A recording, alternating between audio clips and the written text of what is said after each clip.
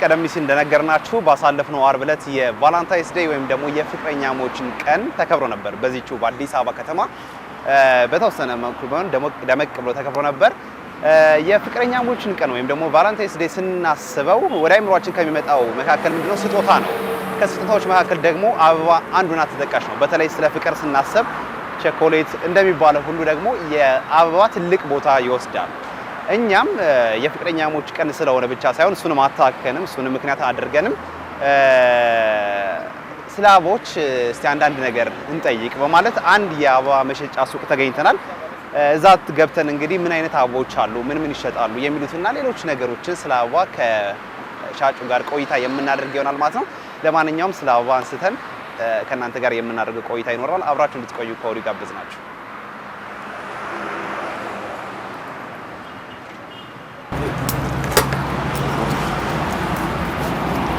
እንዴት አለ? ሰላም ነው? ሁሉ መልካም? እግዚአብሔር ይመስገን። ስራ ላይ ነው ያገኘው? እየሰራ ነበር። ምን ሰሞኑን በጣም ቢዚ ናችሁ መሰለኝ? የቫላንታይን ቫይብ ነው እንግዲህ አሁን ያለው። ልክ የስጋ ቤት ጾምና ሲፈታና እንደሚባለው መቼ ወቅት ነው በጣም ስራ የሚበዛባችሁ? ዊኬንድ ላይ ስራ ይበዛል። እንደገና ዌዲንግ ሲዝኖች አሉ። ሰርግ በሚኖርበት ሰዓት ያው አበባ ሞር ይፈለጋል። ከዛም ውጪ ግን ያው አበባ ለሀዘንም ለደስታም ስለሚሆን ሁልጊዜም ይፈለጋል አበባ። ስለዚህ ምንድነው ያልከኛል? ሰው ሲሞት ለኛ እንትን ነው ያው እንግዲህ ለሀዘንም አበባ እንግዲህ ነፍስ ይማር ለማለት እንግዲህ ሰው ነጭ አበባ ይዞ ይሄዳል ማለት ነው። ስለዚህ ቅዳሜ ነው ለምንድነው ግን በይበልጥ እንትን የሚሆንበት ተፈላጊነቱ የሚጨምርበት ስለምንድን ነው? አሁን ቅዳሜና እሁድ ሰው ከስራ ቤቱ የሚያርፍበት የሚጠያየቅበት ጊዜ ስለሆነ ብዙ ጊዜ ቅዳሜና እሁድ ሰዎች ለመጠያየቅ የሚያመች ጊዜ ስለሆነ እንደዛ አበባ ይዘው ይሄዳሉ ባዶ እጃቸውን ከመሄድ። እንደገና ሰርጎችም የሚኖሩት ቅዳሜና እሁድ ላይ ነው። አይተህ ከሆነ ኖርማል ቀን ላይ ሰርግ አይኖርም። ከዛም አንፃር ዊኬንድ ላይ ስራ ይኖራል። በደንብ ይኖራል። የፍቅረኛሞች ቀን አሁን እንግዲህ ተከብሮ ነበርና እንዴት ነው ሽያጩ? የዛን ሰሞን ላይ መቼስ ከዚህ በፊት ከነበሩት ቀናቶች በደንብ ይሸጣል ብዬ አስባለሁ። እና እንዴት ነበር ግን? አሁን ኖርማል ቀን ላይ አበባ የሚሸጠው 5 ብር ነው አንድ ፍሬ። እሺ። እና የዛን ቀን ሲሆን ግን አንድ ፍሬ አበባ 25 ብር ነው የሚሸጠው። እንዴ መቼስ ወንዱ ጨክኖ ይገዛል ብላችሁ ነው? ስለ ፍቅር አያስችለውም ብላችሁ? ፍቅር ነገር ያታካል። እና 25 ብር ነው አንድ አበባ የሚሸጠው። ሰው እንደዛው ነው ይገዛል። እንደዛ ሆኖ ያው ከአበባው ፍቅሩ ስለሚበልጥበት እሺ አበባውን እንግዲህ ይገዛል ማለት ነው። እንደየአቅሙ ከአንድ ፍሬ ጀምሮ እንደዚህም አሬንጅ የተደረጉ አበቦች አሉ። እንደዚህም የተሰሩ በተለያየ አይነት ቫራይቲ ይዘጋጃሉ። ሰው እንግዲህ እንደ በጀቱ ይገዛል ማለት ነው። እንደዚህ ዝግጅቶች ሲዘጋጁ በመንግስት ተቋም ሊሆን ይችላል የትላልቅ ፕሮግራሞች ሲዘጋጁስ እንደዚህ አይነት የመሸጥ ነገሮች አሉ? እንዴት ነው እሱ ነገር? አሁን እሱ ምንድነው በተለይ አሁን የአፍሪካ ህብረት እዚህ ፕሮግራም ተዘጋጅቶ ነበርና ከዛ ጋር ተያይዞም በርካታ እንግዶችም ስለመጡ ኢትዮጵያውያን ደግሞ እንግዳ ሲቀበል የትኛውንም ዓለም ደግሞ እንግዳ ሲቀበል በተለይ የትልቅ አክብሮት ነው አበባ መስጠትና የአፍሪካ ህብረት ፕሮግራም ሲዘጋጅ የተለያዩ ፕሮግራሞች ሲዘጋጁ ትላልቅ ፕሮግራሞች ሲዘጋጁ የሽያጩ ነገርስ እንዴት ነው? ሰው የመግዛት እንትኑ ይገዛል። የውጭ ዜጎች ብዙ ጊዜ አሁን ከውጭ ሀገር አንፃር ከተለያየ ቦታ እኛ ሀገር ላይ አበባ ቅናሽ ነው። ስለዚህ ወደ ሀገራቸውም ኤክስፖርት ያደርጋሉ፣ ይዘው ይሄዳሉ፣ እናሽግላቸዋለን። ሲመጡም ያው ደማቅ አቀባበል ይደረግላቸዋል። ያው እኛ ባህላችንም ስለሆነ እንግዳ መቀበል በአበባ በልዩ ሁኔታ እንቀበላቸዋለን ማለት ነው። ግን እናንተ እንደው ብዙ አብዛኛው ጊዜ የሚሸጡት ለፍቅረኛሞች ነው ወይስ ለዝግጅት ነው ወይስ ለሀዘን እና ለህመምተኛ ነው? ብዙ ጊዜ ያው የሚወልድ ሰው ይበዛል። ኧረ እባክህ እንግዲህ 110 ደርሰናል። 110 አይደለ? ምን እንትኑ የህዝብ ቁጥሩ እንግዲህ እኛ ጋር ቢመጣ መንግስት ሞርዳታውን ይሰጠዋል በስንት እንደጨመረ። ከመውለድ በፊት ግን እንትኑ አይቀርም እንዴ? ፍቅረኛው ነው እኮ የምትወልድ። ስለዚህ ነው ሰው ሲወልድ ብቻ ነው አበባ የሚሰጠው? አሁን ለምሳሌ ፍቅረኛ ሲሆን ባልየው ብቻ ነው ይዞላት የሚሄደው። ስትወልድ ግን የተለያየ ከሷን ቤተሰብ ከሱን ቤተሰብ እንኳን ደስ አለ በሚል እና ያው ሰርግ ሲዝኖች ላይ ስለዚህ የአበባ ሻጮች ወሊድን በጣም ያበረታታሉ ማለት ነው። ማለት እንዴ ያው ይወለዱልን ነው የምንለው። ብዙ ጊዜ ያው ለህመምተኛና በተለይ ደግሞ ሲወለድ ያው ተለምዷል። ያው ለታመመ ሰው ብዙ ጊዜ ያልተለመደም ግን የሚያውቁ ሰዎች ይወስዳሉ። ያው ለሴትና ለወንድ ሲወለድ የተለየ ነገር አለ የሚወሰደ ነገር ምሳንድ? አዎ አሁን ኦሬንጅ ምን አይነት አበባ ወደ ኦሬንጅ የሚሄዱ አበቦች ለወንድ ነው የሚሆኑት። ይህ ፒንክ ቀይ ግን ያው ወደ ሴት ስለሚያደላ ፐርፕል ለሴት ነው የሚሰራው ማለት ነው። ስንት አይነት አበቦች ናቸው ላይ ማለት ቫራይቲ? ብዙ አይነት አበቦች አሉ። አሁን ሀገራችን ኦልሞስት ወደ 80 የሚደርስ ፋርሞች አሉ። እሺ እነኛ ፋርሞች ሁሉ የተለያየ ፕሮዳክት አላቸው። ሮዚያም የሚያመርት ጽጌረዳ የሚያመርት አለ። አሁን እዚህ ጋር የምታየው ቢጫው ሶልዲያጎ ይባላል። ይሄ ነጩ ጂፕሶ ይባላል። ፍሬዎቹ እነኛ ሃይፐሪከም ይባላሉ። የተለያየ ፋርሞች ናቸው። ሆላንዶች፣ ህንዶች ብዙ ናቸው እና እንደ ቫራይቲው ብዙ አይነት ወደ 10 ምናምን አይነት የሚሆን ቫራይቲዎች አበቦች አሉ። ያው ዛሬ የቫላንታይን ቫይብ ስለሆነ ቀይ በዛው ለዛ ነው። ከዚህ በኋላ ቀዮች ደግሞ ይጠፋሉ። ቀዮች ደግሞ ይጠፉና ወደ መደበኛና ለእንትን ይሆናል ማለት ነው። ወደ መደበኛ ስራው እንገባለን ማለት ነው። አንተ አበባ ትሸጣለህ፣ ለሰው ትሸጣለህ፣ ሲወልዱም ትሸጣለህ፣ ለፍቅረኛሞቹም ትሸጣለህ። ለፍቅረኛ ግን ሰጠህ ታውቃለህ? ለአንተ ፍቅረኛ እኔ ሚስት ነው ያለኝ። ኦኬ እሺ፣ ለሚስት ነው ልጆቼ ናት ሰጣታለሁ። ያ እንዴት ነው በየቀኑ ነው የምትሰጠው ወይስ እንዴት ነው? በየቀኑ ከሰጠዋትማ በነፃ ነው ብላ ስለምታስብ ቤት ውስጥ ስለዚህ እንትኑ ይቀንሳል ነው ክሬዲቱ ይቀንሳል። አሁን ገዝተህ ስትሰጥና ከራስ ስራ ላይ ወስደህ ስትሰጥ ይለያያል። ግን ያው ቫላንታይን አስመልክቶ ሰጣታለሁ። ያው ምክንያት አድርገህ ሰጣታለህ። ያው የሰጠህበት ቀን ታስታውሳለህ? ለባለቤት ምን እኔ ሚስት ያው ደስታውን በልቧ ነው ጊዜ የምትገልጽ እና ግን በጣም ደስ ብሏት ነበር። ኤክሳይትድ ለምን ይመስላል ግን አብዛኛው ሴቶች ቀይ አበባ በተለይ በጣም ይወዳሉ። ሴት ከወንድ ይልቅ ደግሞ በተለይ ሴቶች አበባ የተለየ ትኩረት ይሰጣልና እንደው ስትሸጥ ምንድነው የታዘበው ነገር? ቀይ አበባ ላይ ቀይ አበባ ምንድነው ብዙ ጊዜ ከደም ጋር ይገናኛል ይመስለኛል ቅላቱና እንግዲህ ያው ደሜ ደምሽ ነው እንደማለት ነው ያስባለሁ። እና ቀይ አበባ ሲሰጣቸው ሴቶች ያው ብዛቱ አይደለም አንድ ፍሬ ሲሰጣት በጣም ደስተኛ ትሆናለች ሴት ልጅ እና ያው ከደም ጋር ባለው ሪሌትድ የሆነ ነገር ይመስለኛል። ሴቶች የተለየ ነገር ገጠመኝስ ገጥሞ ያውቃል? ማለት እዚህ ብዙ ጊዜ ይሸጣል እንደዚህ መተው ወይም ደግሞ አይ ባለቤቴ ወይም ደግሞ ፍቅረኛ ወይም ደግሞ ጓደኛ ያልወደደችው ይመለስልኝ የተለየ ነገር እንዳጋጋጥ ማለት ብቻ ምንድነው አብዛኛው ጊዜ ሰርፕራይዝ ሳይሆን ከባለቤታቸው ጋር ሲጣሉ ወይ ከጓደኛቸው ጋር ሲጣሉ ዋካችሁ ሰዱልን ብለው ይመጣል። ያው እንደ ሽምግልና እና እንደ ሂጄ ነው ሆስፒታል ነው ልጅቷ የምትሰራው። ከገባው በኋላ ወንሰጣት አልቀበልም ማለት ሰው ሁሉ ከበበ እኔ የምሰጣት ነው። ኧረ ተልኬ ነው ያሳያል። እንደውም እሱም ብላ መሳደብ ጀመረ። ስለዚህ መጀመሪያ አንተ የምትሰጣት መስሏት ነው ወይስ ምድር? እኔ የምሰጣት መሰላት። ልጁን ስነግራት የዋሰ ተናደደች ድጋሚ ጭራሽ እና እንደዚህ አይነት ስለዚህ አንተም ብልክም አያዋጣም ማለት ነው። ሌላ አይ ላከኝ። በጣም ጥሩ። እስቲ ከዚህ ውጭ እንደነገርኩ ያው የቫላንታይንስ ዴይ እንደመሆኑ መጠንም ያን ሰሞን እንዳለን መጠንም ብዙን አብዛኛውን የቫላንታይንስ ዴይ ነው። ከጀርባው የምመለከተው ነገር አለ። እሱ ነገር ምንድነው? ይሄ ነገር ይሄ ምንድነው? ፓኬጅ ይዘጋጃል። እሺ ፓኬጅ ለፍቅረኞች ቀን ነው። በተለያየ አይነት በዚህም ባስኬቶች እናዘጋጃቸዋለን። ሰዎች ምን እንግዛ እያሉ ከሚቸገሩ እዚህ ውስጥ የተለያየ ለፍቅር የሚሆኑ ነገሮችን ላይክ ቀኑን አስመልክቶ ያሉ ዋይን ለምሳሌ ቸኮሌቶች፣ ካንድሎች፣ እንደገና አሻንጉሊት የተለያየ ነገር ፓኬጅ እናደርግና እናዘጋጅላችኋለን። ለዛ ስንት ነው እነዚህ የሚሸጡት? አሁን ይሄ 1500 ብር ነው የሚሸጠው። እሺ ምን አላቸው? ከዚህ ውስጥ ምንድነው ነገር? ወይን አለው፣ ቸኮሌት አለው፣ ሻሞች አሉት፣ ካርድ አለው፣ እንደገና አሻንጉሊት አለው። ይሄን አድርጎ አንድ ላይ ሰው ቢሰጥ እናቀልለታለን ስራውን ባንዴ ማለት ነው። ባንዴ እዛም እዚህም ኮሌክት ከሚያደርግ ባንዴ የሚፈልገውን ነገር ያገኛል።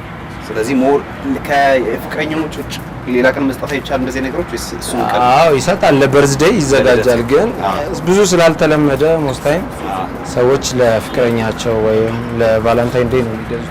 በጣም ጥሩ። እንግዲህ ደግሞ ያሉትን ቀደም ሲል መግቢያ ላይም ጠይቄ ነበር የስንት አይነት አበባዎች አሉ ብዬ ነበር የጠየቅኩ።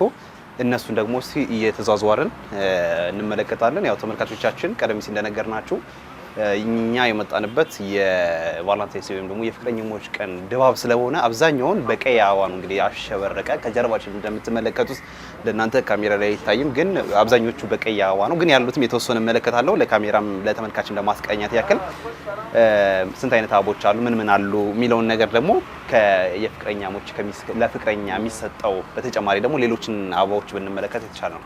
ስለዚህ ምን እንዳሉ እንመልከት። በጣም ጥሩ። እስቲ እንያቸው ምን ናቸው እነዚህ የምንመለከታቸው አበቦች? ያው እንግዲህ አንተም እንደገለጽከው ዛሬ ቀይ አበባ በጣም በብዛት አለ። ለቫራይቲ ያክል ግን የአበባውን ቫራይቲ ለማወቅ የሚያስችሉ የተወሰኑ ቫራይቲዎች አሉ። እነዚህ ስንት ናቸው? ለምሳሌ ማንሳት ይቻላል? እሺ አሁን በቫላንታይን ምክንያት አንዷ አበባ 25 ብር ሆናለች።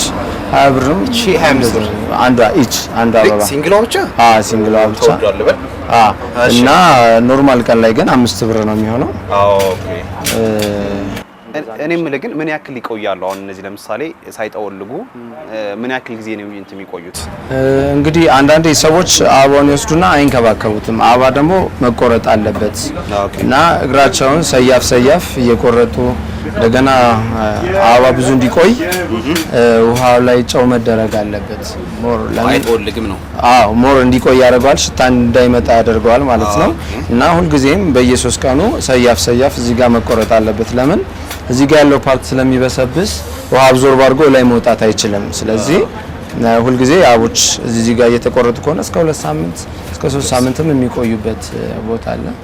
ስለዚህ እነዚህ በአብዛኛው ጊዜ ለፍቅር የሚሰጡ ናቸው አይደል? ያው ለፍቅር አንቨርሰሪ ሲሆን አሁን ለምሳሌ ያው ላይክ ለጋብቻ አመት እንደዛ ነገር ሲያከብሩ የድሮ ጽጌረዳ አበባ እሾዋላቸው ይባላል። ያውም በፊት ደም በደም ተምሮ ደጋቤ ነው። ያሁኑ ግን አብዛኞቹ እያየው አይደለም። ምን ነው ምንድነው አሁን ሾኩን ፋርም ላይ ስለሆነ በፊት ያው አንድ ሰው ለፍቅረኛው ለመስጠት ወይ ከጓሮ ቀንጥሶ ነው የሚሰጣት ወይም ከንትን ነው ከነሾ። አሁን ግን አብዛኛው ጊዜ ኤክስፖርትም ስታንዳርድ ሲመጣ ሾኩ ተራግፎ ስለሚመጣ አንዳንዶች ያንን ነው ትክክለኛ የፍቅር መግለጫ ይላሉ። እስከነሾ ሲሆን ነው በቃ ካልወጋት ታዲያ ምን ነው ይባላል። እንደዛ ነው። ያው ሽታም ነበራቸው የበፊት አበቦች። አሁን ግን ያው በኬሚካል ስለሚያድጉ ትንሽ እንደዚህ ቢሉም ሽታ የለም። በደንብ ያስጠጉቱ ላይ ሽታ ነገር በጣም ጥሩ። ሌሎቹ ፊት ለፊት የምመለከታቸው አበቦች አሉ። ከቀይ ውጭ ሆኑ አበባ ነው የምመለከተውና እነሱን እስቲ እንመለከት። ደግሞ ይችን አስቀምጣት መሰለኝ። እሺ እንግዲህ ጽጌረዳ ወደ ጽጌረዳ ስንመጣ ጽጌረዳ ብዙ ቫራይቲ አበቦች አሉት። ያው ሚኒንግና እንትናቸው ይለያያል ማለት ነው። ስለዚህ አሁን ሞስት ታይም ላይ ነጭ አበባ ለሀዘን እንጠቀምበታለን። በእኛ ሀገር ተለምዶ ነጭ አበባ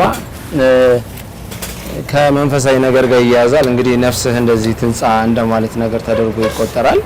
ለዛም ተብሎ ነጭ አበባ ብዙ ጊዜ በተለምዶ ይሰጣል ማለት ነው። ቤተክርስቲያን ላይ ይደረጋል። ሰው ሲሞት ያ መልካም ምኞት እንግዲህ ነፍስህ እንደዚህ ትንጻ ማለት ነው። ለሰርግም እንግዲህ ለሙሽራም የምትይዘው አበባ ነጭ አበባ ይደረጋል። ድናውን እነዚህ መለከታቸው ከጽጌረዳ አበባ ጋር የሚመሳሰሉ አሉ። ጽጌረዳ ናቸው፣ ቫራይቲያቸው ግን ይለያያል። አሁን ይኛው ካርኒሽን ይባላል።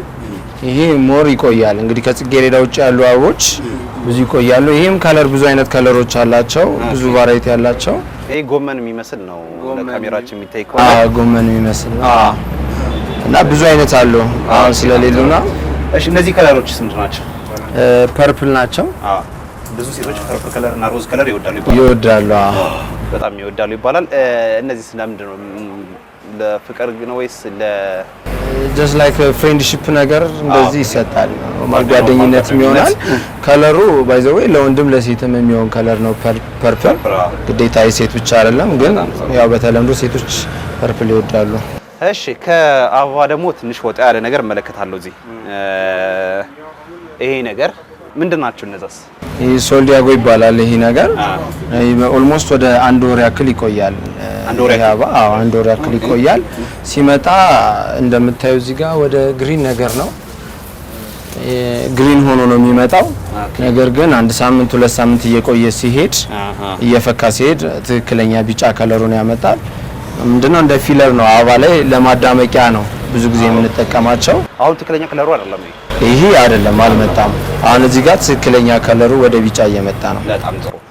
እሺ ከጊዜ አንፃር ሌሎችን ቶሎ ብናይ እነዚህም መለከታለሁ እዚህም እነዚህስ ምንድናቸው ለማለት ነው ጂፕሶ ይባላል ወይም ቤቢ ብሬዝ ይባላል እነኚህም አበባ ማዳመቂያ ናቸው ከአበቦች ጋር እንደ ማዳመቂያ እንደ ፊለር ሆኖ እንጠቀምባቸዋለን እንጂ ብቻቸውን ችለው ይደረጋሉ ለሙሽራ ይደረጋል አሁን ሙሽሮች እንደዚህ አድርገው ብቻውን ይዛሉ ያምራል ሞር አበባ ደግሞ ያው እንዴት ልበለው ወጥ ላይ ጨው ስታደርግ እንትን እንደሚያመጣው አበቦችን ኮምፕሊትሊ ይቀይራል ይሄ ነገር ይሄ ያው ስታተስ ይባላል ያው ሁሉም አበባ ናቸው አበባ ዘር ናቸው ግን የተለያየ ቫራይቲ እና አይነት አላቸው ይሄ ስታተስ ይባላል ያው ፐርፕል ነጭ ቢጫ አለው ይሄም እንደዚሁ አባላ እነዚህ እንደ አሁን ቀደም ሲል የነገርከኝ ሙሽራ አለ ብቻውን ለሰርግለት ይጠቀሙበታል ይሄኛውንስ እንዴት ነው ለብቻውን መሆን ይችላል ወይስ ለፍሌቨር ነው የሚጠቀሙበት ብቻውን ሞስት ታይም አይጠቀሙበትም ግን አንዳንዴ ሰዎች ብቻውን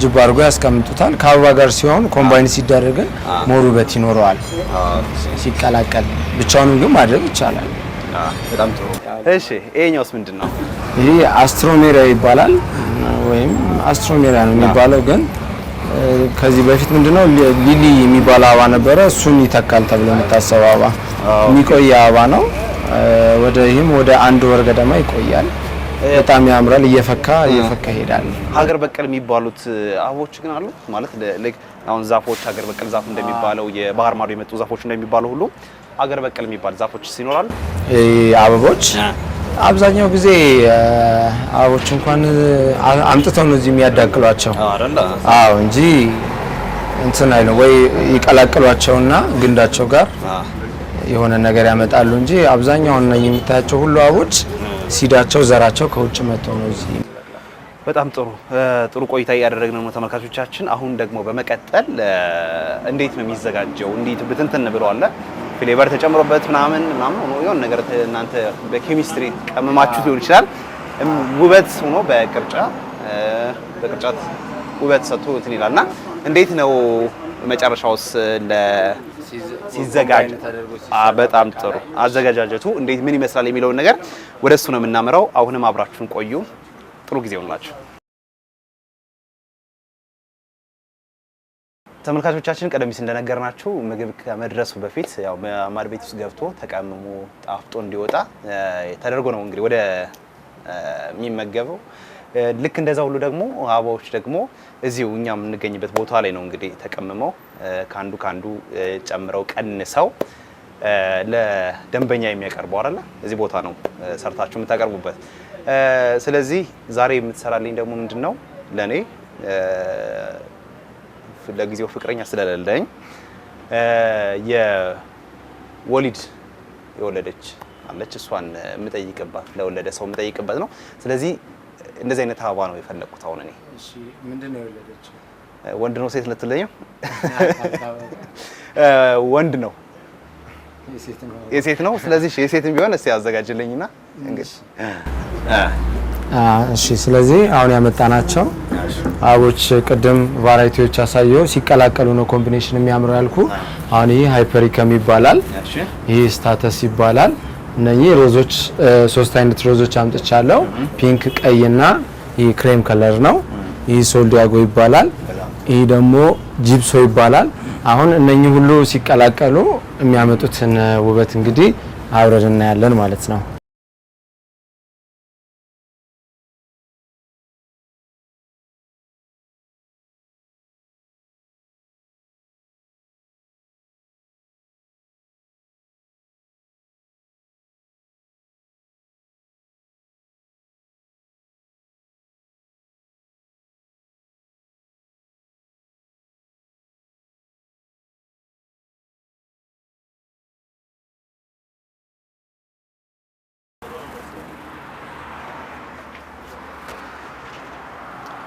እሺ ምንድነው የቀራታው የሚረጭ የሚቀባባ ነገር አላት ወይስ ስፕሬይ ኦኬ